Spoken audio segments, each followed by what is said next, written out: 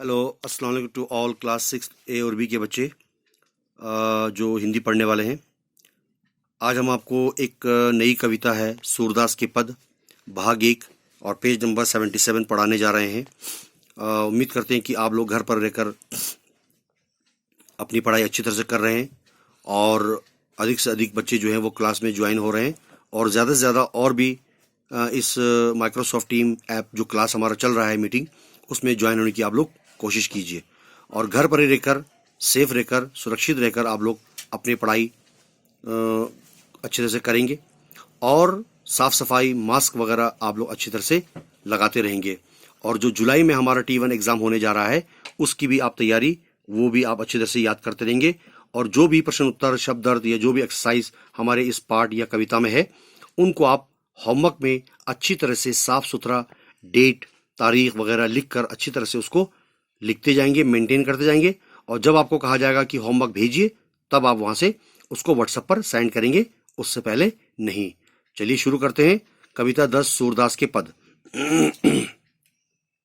यहाँ पर जो हर पाठ और हर कविता में 3 अहम भाग है, पठन पूर्व बोध, भाव बोध और जीवन मूल्य बोध। इनको भी आप पढ़ते रहेंगे, ठीक है। तो भाग पहला है, सूरदास जी कहते हैं ये इन पदों को, इन कविताओं की रचना जो है वो सूरदास जी ने की है। यहां से देखिए किस प्रकार इन शब्दों का समावेश, इनको जो अच्छी तरह से जोड़कर लिखने की कोशिश की है सूरदास जी ने, इनको हम पढ़ते हैं और समझते भी हैं। देखिए चलिए शुरू करते हैं। जसोदा हरि पालने झुलावे, दुलरावे दुलराई मलहावे, जोई जोई कछुगावे, मेरे लाल को आओ निंदरिया, काहे न आनी सुवावे, तू काहे नाही बेगही आवे, तो को कान्हा बुलावे, कभू पलक हरी मूंद लेत हैं, कभू अधर फरकावे, सोवत जानी मौन हवे, के रही करी करी सैन बतावे, इही अंतर अकुलाई उठे हरी, जसमती मधुरे गावे, जो सुख सूर अमर मुनि दुर्लभ, सो नंद भामनी पावे।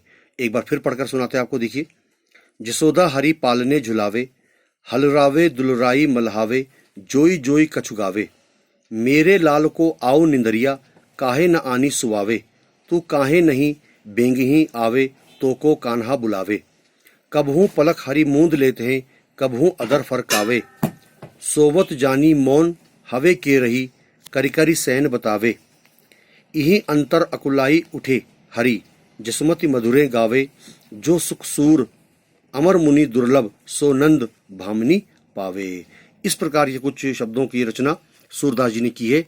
अब इसका जो अर्थ है वो हम आपको यहाँ बताते हैं। इधर देखिए आप, यहाँ है क्लास 6 के बच्चों के लिए सूरदास के पदों के अर्थ भाग 1 और पेज नंबर जो है वो है 77। इधर देखिए, यशोदा जी कहते हैं अपने कृष्ण के बारे में कि उनका जो बेटा है श्याम सुंदर, ठीक है ना, उसको पालने में, उस झूले में वो झूला रही है, झूला झूला रही है, साथ साथ कहती है झूले को झुलाती हुई कहती है और बहुत ही प्यार से उसे प्यार करके उसे पुचकाती है, उसे पुचकार करके अपने बेटे को, और साथ साथ कुछ गुनगुना भी रही है, कुछ थोड़ा बहुत जो गीत है वो भी गाती जा रही है। यशोदा जी कहती है, हे निद्रा हे नींद, तू मेरे लाल के पास आ जा, मेरे बेटे को सुला जा, तू क्यों आकर उसे सुलाती नहीं, तू क्यों आकर इसे नींद में सुलाती नहीं, तू झटपट क्यों नहीं आती, जल्दी से आजा मेरे बेटे के पास। कौन कह रही है? ये यशोदा माँ जो है अपने बेटे के लिए कह रही है। किससे? नींद से, निद्रा से। तुझे कान्हा बुला रहा है, क्योंकि श्री कृष्ण को कान्हा के नाम से, गिरधर के नाम से, मुरलीधर के नाम से, है ना, आदि नामों से उसको पुकारा जाता है।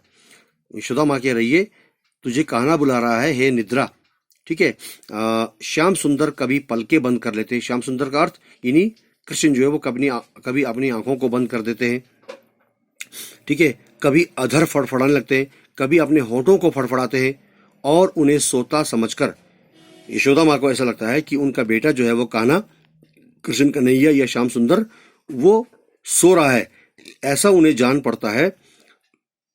यशोदा माँ ये समझकर कि वो सो रहा है और वो चुपचाप हो जाती है। इस बीच में श्याम सुंदर अचानक ही आकुल यानी बेचैन होकर उठ जाते हैं, जग जाते हैं। सूरदास जी अंतिम पदों में अंतिम लाइन में जो कहते हैं कि यही अंतर अकुलाई उठे हरि जसुमती मधुरे गावे, जो सुख सूर अमर मुनि दुर्लभ सो नंद भामनी पावे।